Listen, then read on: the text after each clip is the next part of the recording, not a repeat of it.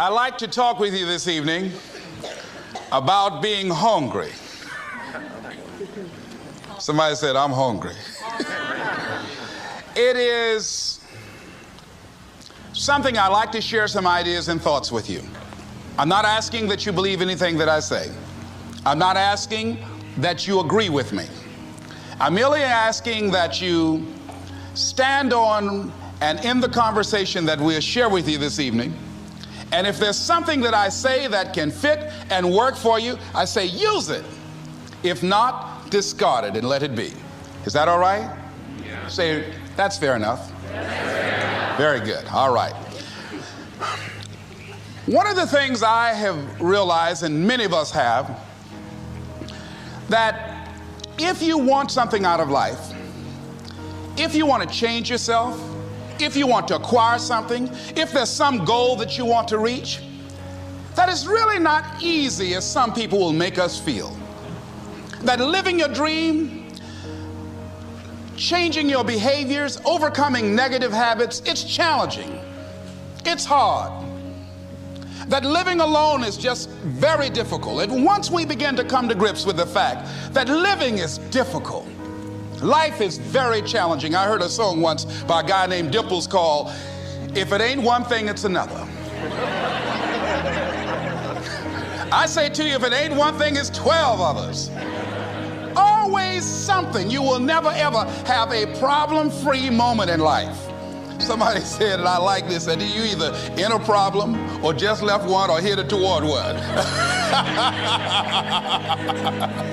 Anybody found that to be so? Raise your hand if you know what I'm talking about.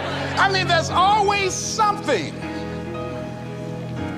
So how do we begin to nurture that hunger? What are the characteristics or the qualities of people that are hungry? What will it take for me to get some of the things that I want? And being hungry for those things. Number one, you've got to work on yourself. It's very important that you engage in an ongoing process to develop you. Spend more time on yourself than what you've been spending. It's very important. You owe that to yourself. I was reading a book by Og Mandino called The University of Success. Read one line, gave me a chill. I didn't have to read anything else in the book. He said, many of us never realize our greatness because we become sidetracked by secondary activity. We spread ourselves too thin, don't know how to say no. And we find ourselves doing all kinds of things and never ever have time to do those things that we need to do to work on ourselves. And then there goes a second, there goes another second, there goes another second, and we can't stop and hold time. And before you know it, you wake up one day and you're behind on your dreams and your bills.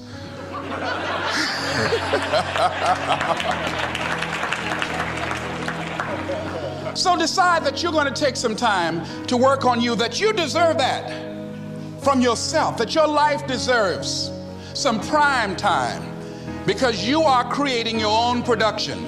As Michael Todd would say, you are the star of your show. You are the director. You're writing the script. And you will determine whether your life is a smash office hit or flop. You determine that. Working on yourself, talking to yourself. That's so very important.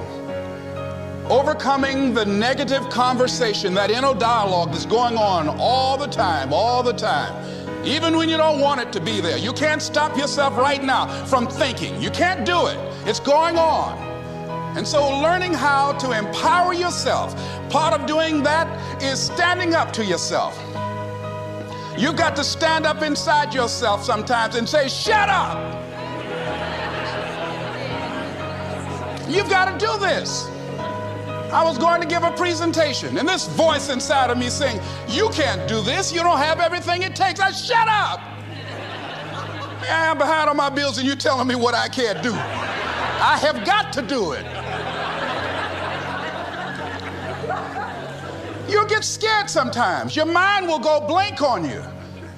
Some people you will allow to unnerve you, and you wonder, what's wrong with me? I'm not crazy.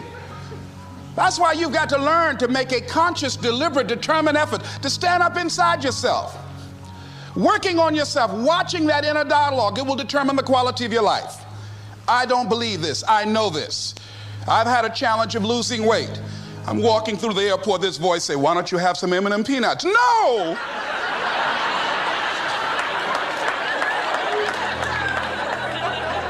Well, just one. Then after you eat that, you might as well have a Snicker now, you sucker. I mean, it's challenging. My mother fixed the kind of sweet potato pie you can't eat with your shoes on. Have to take your shoes off so you can wiggle your toes. It sticks on my fingers. It says, eat it. One little bite won't hurt. That voice, constantly. Little demons from Colonel Sanders driving my car in there. I had to say, no, no, no, no. I'll diet tomorrow. I saw a skinny man get hit by a truck. Had he had a little bit more weight, he might have lived, you know. Some of you know what I'm talking about. Raise your hand if you know that. That voice is awesome. So you have got to stand up to that voice. When you're working on something you want to achieve, you have got to stand up to that voice. You've got to sell yourself every day on your abilities, on what you're doing, on the goal that you want to reach. You've got to sell yourself every day, every day, every day. According to your level of belief, it will manifest itself in what you're doing. Whatever we have right now, whatever we're demonstrating in our lives, is a result of what we believe subconsciously that we deserve. And part of increasing that belief level is that you have got to convince yourself every day. You've got to sell yourself. I do a lot of training for many corporations, and I conduct sales seminars, and I've heard all kind of guys doing techniques and training people techniques of how to close sales and how to work with and begin to control the sale and how to ask for the close. Let me share something with you. You can learn all the techniques in the world. If you don't believe in yourself, it won't happen for you. I learned all of it. So that's why I do a training called Focus on the Seller. You've got to focus on you. And as you convince you, as you sell yourself every day, every day, every day, you will begin to see a difference in the things that you're doing. Selling yourself on your ability to perform a job, to achieve a certain objective. Telling yourself every day, here I go again. And I got what it takes. This is my day. And nothing out here is going to stop me. And when you go out there in life, say, come over here. Say it again. Well, I'll be back tomorrow. That brings me to the next thing. It takes courage to act. Part of being hungry when you've been defeated, it takes courage to start over again. I used to do door-to-door sales, and I was working with another friend of mine, and door-to-door sales, I mean, it's punishing. It's cruel and unusual punishment. And I was a little boy knocking on the door. Hello, would you like to buy a nice working television set? No money down? No! Bam! They slammed the door in your face. And the friend of mine that was working with me, they slammed the door in his face, and I looked back, and he was going to the car. He said, I can't do this. And he sat down in the car, and he said, you go ahead, I'll be here when you get back. Now, he had a mother and father to take care of him. My mother was ill. I am adopted. I was hungry. I had to go on. I learned something about myself. That when you step into your fears, somebody said, it was Winston Churchill, he said that courage is going from failure to failure without losing enthusiasm.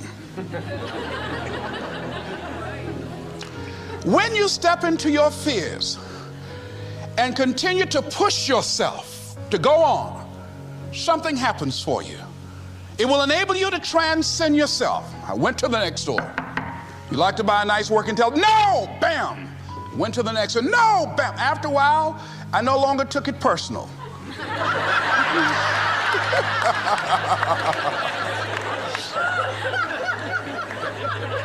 And I began to play a game. I said, well, I know there's a yes out here somewhere, and I'm going to keep on till I find it. And I'm not going home until I do. And I continued to knock on doors. And then somebody eventually would say yes. And I said, are you sure? And I would go in there and I would get the sale.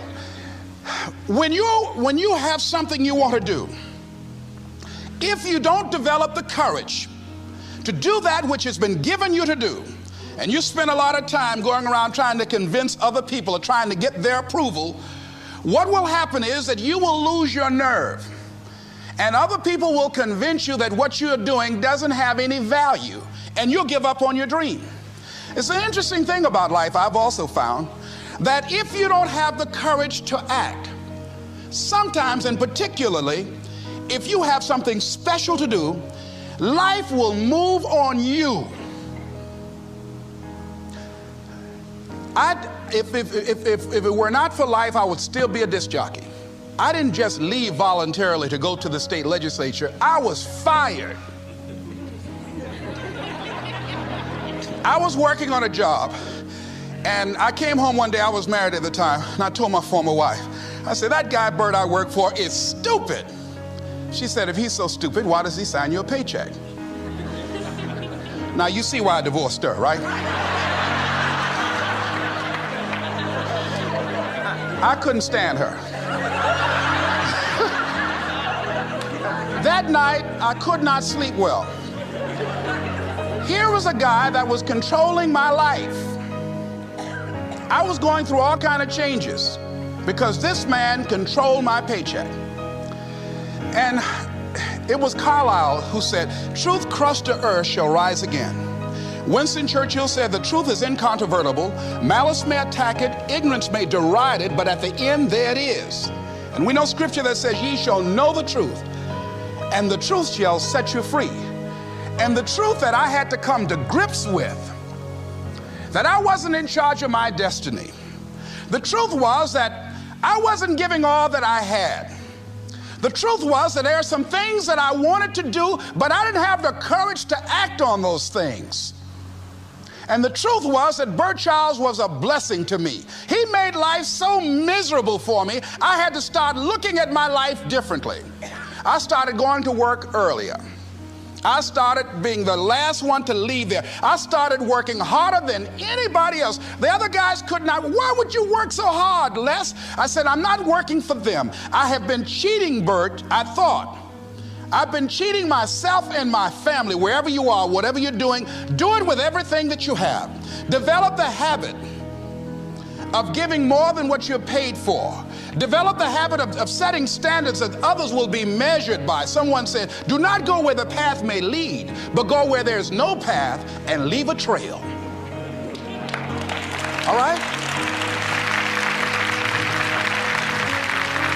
It is easy to be negative today. It is easy to have low morale today. I was at a corporation and they're going through downsizing and going to lay off some 1,500 people over the next few weeks. It's very depressing there. And those people that stay there 9 times out of 10, they're just going to do just enough to keep from getting fired.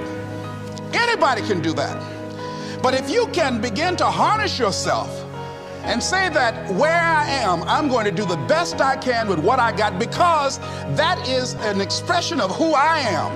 If you get into the habit of just being mediocre, it will become a part of your consciousness. If you get in the habit of giving less than what you have it within you to give, it will begin to reflect itself in your personality. It will begin to damage you psychologically. And you don't want to be a part of that kind of self-destructive behavior. And so you want to set some high standards for yourself. The next thing, part of what feeds that hunger, you've got to develop a sense of urgency. Aurelia said, stop living your life like you have 1,000 years to live. In life, you're either here today and you're gone today. If there's something that you want to do and you can't do it all at one time, do just a little bit of it. I like what Robert Schuller says. He said, by the yard it's hard, but inch by inch, anything is a cinch. Do just a little bit of it. A friend of mine, Bobby Kerr, used to be a roommate. Bobby wanted to go into the area of public relations. He loved working with the public. Young lady he wanted to marry named Clarice. Bobby was a great procrastinator. Pretty soon the job where Bobby worked, they transferred him to another location. He went out to celebrate with the people on that new job site. And Bobby suffered a massive heart attack and died. Bobby didn't drink and didn't smoke, was under 40, and he died. Ask your question. How much time do you have left? How much time do you have left? When you start thinking about that, we don't know. We don't know. Bobby took all the greatness and all of the talent and all of his abilities to his grave with him. One of the things he could have put in parentheses under his name, he didn't use all his stuff. And most of us do that. Most of us don't use the stuff that we have brought into the universe. And we want to make a conscious, deliberate, determined effort to start living life with a sense of urgency and using what we've got. Using ourselves up. Sharing what we brought into the universe to share. Because if we don't, nobody else will. Stop wasting valuable time. Knowing that if we begin to live our lives as if each day were our last, our lives will take on a whole new meaning. It take on a whole new expression. Valuing each moment that we are blessed with. The next thing that begins to nurture that hunger, honor yourself as your word. Don't give your word out lightly. When you throw your word out there and you don't honor it, it makes a statement about you. If you decide to maintain a sense of integrity with yourself, that if I speak it, I'm going to live it. It's who I am.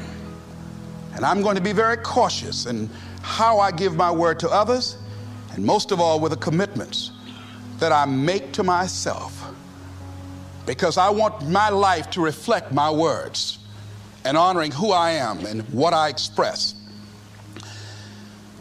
Another challenging area in terms of nurturing and developing that hunger in yourself is learning the art of becoming single-minded. Learning how to concentrate, learning how to focus in, and you'll be surprised at the things that you're able to do. When you learn how to block things out, when you learn how to keep thine eyes single, you'll be surprised at the ideas that will come to you, of the people that you'll be able to attract, of the opportunities that you'll be able to see. You'll begin to see things that have been standing there looking you in the face saying, I can't believe this has been here all this time. Here's a habit that I do. Maybe it might be of some value to you. I get up in the morning and I start writing what great ideas that I can think of today that can improve me and that will enable me to reach my goal. And I just let my mind flow. Sometimes I write 15, 20 ideas. Some days it's more difficult than others. One idea can change your life. One idea can turn your life around. Deciding that you're going to focus to develop your skills. The guy was the new owner of a baseball team that was in the basement of the league when he took it over. He went to the pitcher and he said, what is your best throw? He said, well, I got a good curveball and I've got a good fastball. And he went on talking about his different throws. He said, but tell me this, what is your best throw? He thought for a moment. He said, I've got a good fastball. He said, that's all I want you to work on. Nothing else. Just develop your fastball. The next year, they went to the World Series. Most people don't know where their fastball is. Most people go through life never discovering what their talents are. Most people never develop their talents. They have skills and abilities, but if you don't nurture them, if you don't develop them, they will never serve you. Your gifts can take you many places if you develop your gifts. Most of us don't like to do those things that come easy to us. I've always loved to talk to people. I decided, taking this advice, to develop my skills as a speaker. And my gift has developed and it's taken me many places. You have something that you brought to the universe, and that if you decide that my life deserves my developing this, what I do well, and becoming the best at it, and mastering myself, and seeing what I have within me, if you decide to drop your buckets where you are and develop your gifts, I grant you, you'll never ever be without. I grant you that your gifts will take you places that will literally amaze you. I grant you that if you begin to work to develop your gifts, you'll develop a strong sense of happiness. You'll get a larger vision of yourself, because part of beginning to get a larger vision of yourself, all of us need some area of our lives where we can have a feeling of competence. That people know when they think about this area, that's something you do. That you eat and sleep that, and that you do that, and people know it, and you know it, and you know that you know this. If you don't know anything else, you know this. Can you tell I know what I'm doing? Oh, hello. You know this. So you've got to work on it. When other folk are having a good time, you've got to have the strength of character to concentrate, to read, to digest information. If you decide in any particular area that you're concerned about to make a conscious, deliberate, determined effort to read one book a month in that area, in 5 years, you'll be among the top 5% experts in the world. I read a minimum of 2 books a week. The average American reads only 1 book a year. If you decide that area that you love, that you are going to master that particular area, in this era of accelerated change, overwhelming complexity, and tremendous competition, as you begin to develop and expand your skills and your talents and your vision of yourself, you will always be in control of your destiny. The next thing is, whatever it is that you want to do, you want to do it massively. I have a friend who was telling me that his sales were down. I said, well, how many phone calls you make a day? He said, 25. I said, double them.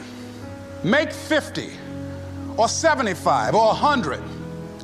He said, oh man, that's just too much. What do you mean too much? You behind on your bills?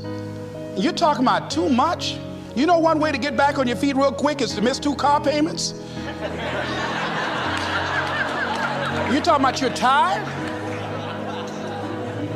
There's no competition out here. Decide that you're going to push yourself. Most people won't do that. Most people give up on themselves easily. You know the human spirit is powerful. There's nothing as powerful. It's hard to kill the human spirit. They asked Benjamin Disraeli, a man who became the head of a country at a time when Jews were not allowed out after 10 o'clock. They said, how did you do it? How did you achieve it against such great odds? He said, nothing can resist the will of a people that will stake even their existence on the extent of their purpose for good. That when you have a made-up mind, when you decide that you want to do something, I was reading something the other day, he said, the power to hold on in spite of everything, the power to endure, this is the winner's quality. The hunger, the ability to face defeat again and again without giving up. This is a winner's quality. You have that quality within you. When you're hungry, you don't care about the facts. You don't care about the odds. Doug Williams played for the Washington Redskins, quarterback. John Elway of the Denver Broncos in the Super Bowl. Everybody was talking about Elway. After the Super Bowl, when Doug Williams made a historic passing game, they asked him, said, how were you able, in spite of all of the negative publicity saying that you couldn't win, how did you do it? He said, I ignored my critics. I just didn't pay any attention to them. I ignored myself because they kept on saying it so much. There were times I doubted whether or not I can do what I needed to do. There's a Doug Williams in everybody here. There's greatness in you. And you've got to learn how to tune out the critics outside and the critic inside. And since I'm going to do this, I'm going to harness my will. And I'm not going to let anything stop me. I deserve this. I'm going to do it until. And this friend, I told him, said, start increasing your calls. I said, I make 100 calls a day. I got a callus in my ear. My ear kind of dark. You can't see it, but it's there.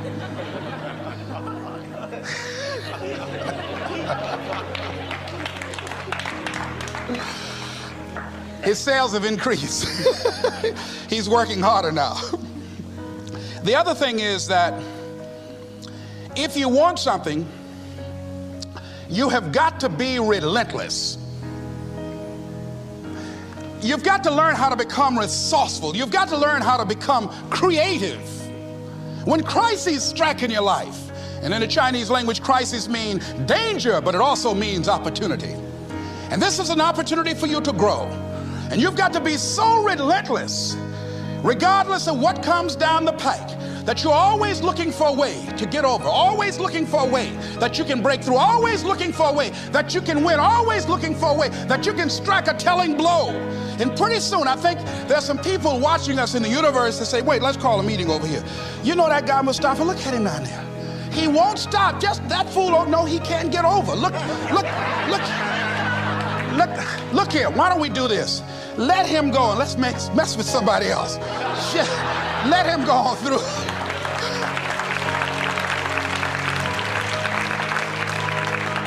Life will just get tired of whipping you sometimes. And just say, let's just let this one go. I believe this. Now, no one has told me this, but I just kept on kicking. I didn't have sense enough to stop. I was intelligently ignorant. I didn't know what I couldn't do. So I just tried anything. And the fascinating thing about life, because you can't get out of it alive, you might as well have a good time, you know? You might as well have a good time. Live your life with passion, with some drive. I was giving a seminar the other day, and I mentioned that I was going to do some training in August with some young teenagers and take about 100 away to a 2 or 3 day camp and wipe them out. Been working on this. So after the speech, one of the parents walked up to me and said, Mr. Brown, I'd like for you to do something for my son. He's not motivated.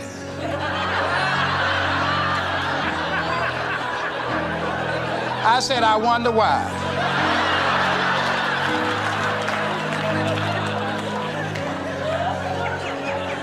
I wonder what's wrong with him. He had no fire whatsoever. See, what you do speaks so loudly, folk can't hear what you're saying. And so if you don't have any fire, you know, you've got to watch the people, the relationships that you develop. Have people of kindred mindsets. If you're around folk who are dead and negative all the time, they will affect you. You want people that are around you that have smiles on their faces, looking good. I was telling a group last week, Abraham Lincoln refused to hire a guy because of his face. They said, but the guy can't help it. He said, anybody over 30 is responsible for their face. If you have some depressing face looking at you every day, it affects your blood pressure. Keep these dead faces away from you. It's contagious. This is serious. So you've got to watch your countenance, watch your face, have an uplifted expression, watch your body posture. All of these things affect you psychically. You got to be the kind of person that you are fearless. Fearless. Folk leave fearless people alone. There's some people walk through a neighborhood and every dog in the neighborhood would bark at them.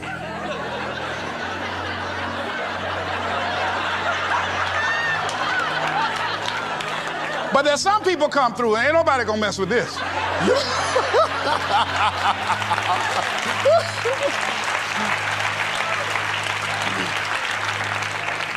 You are unstoppable. And because you are unstoppable, because you've got power that you haven't even begun to use yet, you owe it to yourself to release your brakes. How many of you have had the experience of pulling out of your driveway and you mashed on the accelerator and the car was just going, it couldn't move, and you mashed harder and it couldn't move, and then you discovered you had your emergency brakes on. And then you release those emergency brakes and it goes, choo. Have you ever had that experience before? Most of us go through life with our brakes on, holding back, not giving all that we have, not sharing all of ourselves. Most of us go to our graves still holding on rather than releasing it. What are some of those things that keep us from releasing it? Because of past experiences, past defeats, past pain. We look back, well, it didn't work out then. It probably won't work out now. Many people get confused their performances with who they are. I was reading Pat Riley, the coach of the Los Angeles Lakers.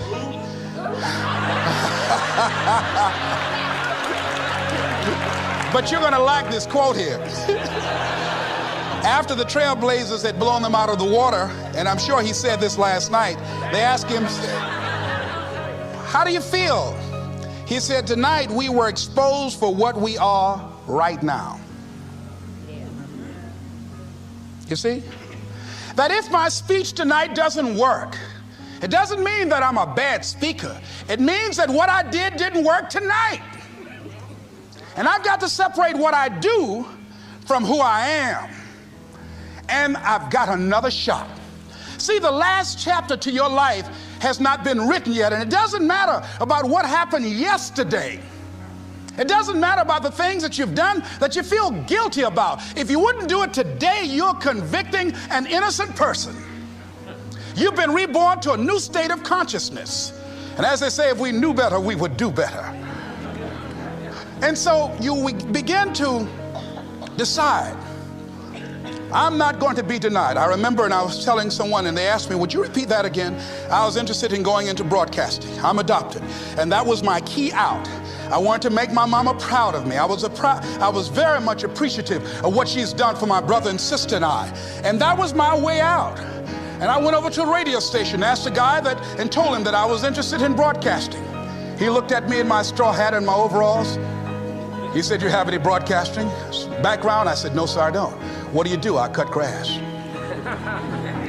Young ladies asked me what kind of work I do, and I was working on a garbage truck. I say, well, I'm a sanitary technician. He said, we don't have any job for you. I decided that was something I was going to do. I decided I'm unstoppable. I'm going to go up in here and I'm going to do this. I started going to the radio station every day, developing a relationship with the people that were doing what I wanted to do. And that's what I encourage you to do. Whatever area you want to go in, find people that are doing it the way you want to do it and develop a relationship with them. When I decided to go in this area, I wrote letters to Dr. Norman Vincent Peale, to Zig Ziglar, to Dennis Waitley, all of the giants in this area. And I said, this is something I want to do. I've been following your career. Would you help me? Dr. Norman Vincent Peale answered my letter, did an article on me, wrote about me in the most recent book that he issued, and done many broadcasts about me. I'd wanted to develop a relationship and rapport with those people that were achieving those things that I wanted to achieve. By the same token, I would go to the radio station, and I developed a relationship with the guys. And they used me as an errand boy when they needed some food or someone to go pick up entertainers that came into town. Temptation singing My Girl, Jerry Butler singing For Your Precious Love, Sam Cooke singing Darling You Send Me. I would pick up the entertainers at the airport and drive them around in the disc jockeys, big Cadillacs. Didn't have any driver's license, but I was acting like I had some.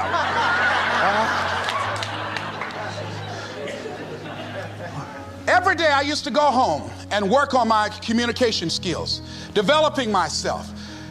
It was Whitney Young. He said, it's better to be prepared for an opportunity and not have one than to have an opportunity and not be prepared.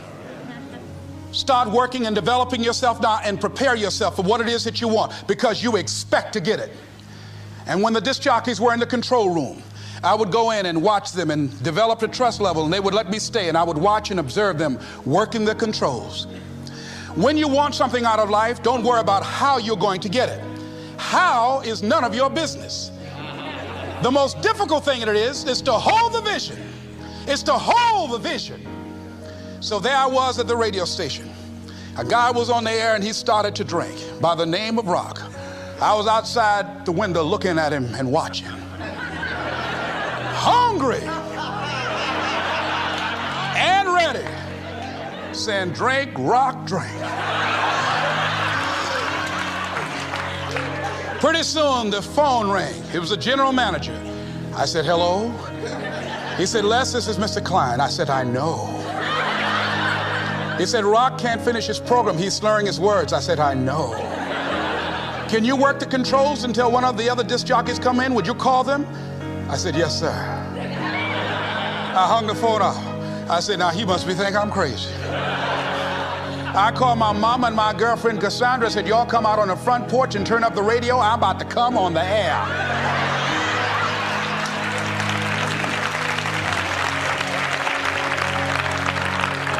I waited about 15 minutes. I called him back. I said, Mr. Klein, I can't find nobody. He said, well, why don't you go in there and work the controls until they get there? And don't say nothing here.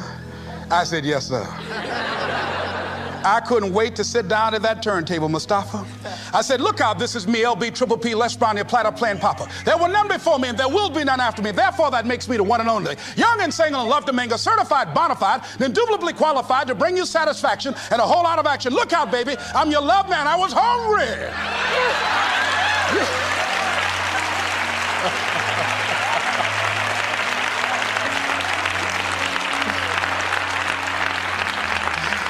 Shake somebody's hand on your right and left and say, you've got to be hungry.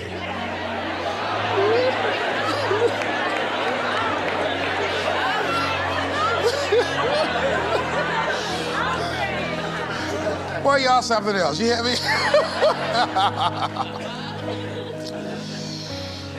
You want to be persistent about what it is that you want to achieve. Alexander Graham Bell said, what this power is, I cannot say. All I know is that it exists, and it becomes available only when a man or a woman is in that state of mind in which he or she knows exactly what he or she wants and is fully determined not to quit until they find it. When our children are learning how to walk, how many times will your baby attempt to walk and fall and you just say, just sit down, don't try anymore, you've fallen 20 times. Just sit down somewhere, busting your lip and everything, getting in folks' way. When will a baby walk? It will walk when it walks.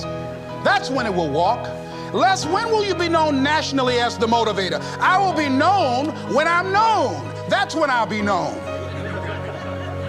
Don't get caught up in, well, I've tried it 4 or 5 times and things didn't work out. If there's something that you want and you're hungry for it, you've got to do whatever is necessary until. And when you give the best you can and that's not enough, you must do what is required. And don't give up on yourself.